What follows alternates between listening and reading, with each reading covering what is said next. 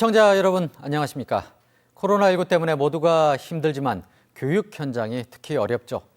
하지만 그나마 학교라는 든든한 울타리마저 없는 청소년도 있습니다. 학교 밖 청소년이라고 부르는데요. 교육 사각지대에서 설 자리 없이 방치되고 있는 현실, 송혜림 기자가 보도합니다.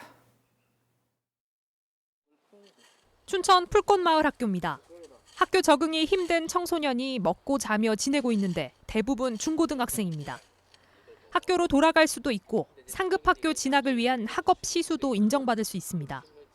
도내에선 춘천과 원주 두 곳뿐인데 각각 20명 남짓 생활할 수 있습니다.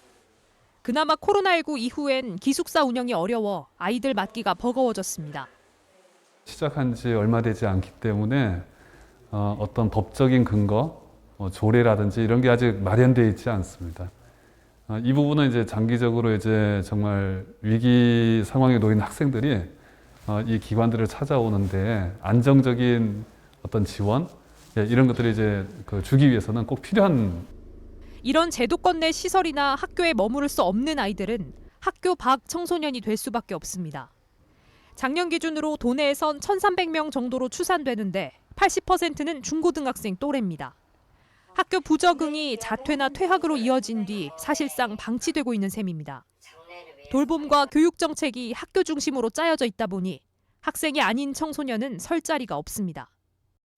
정치권에서는 이처럼 교육 사각지대에 놓인 학생들을 위해 관련 지원 조례안이 발의되는 등 본격적인 논의가 이뤄지고 있습니다. 최근 강원도의회는 학교 밖 청소년을 위한 교육 지원 조례안을 발의했습니다.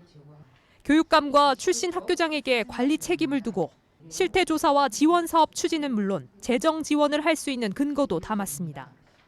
학업 중단을 예방하고 대안교육을 지원할 수 있는 조례안도 발의됐습니다.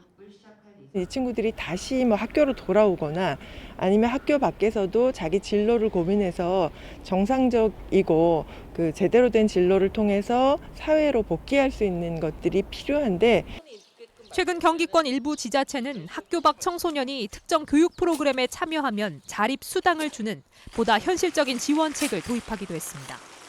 지원뉴스 송혜림입니다.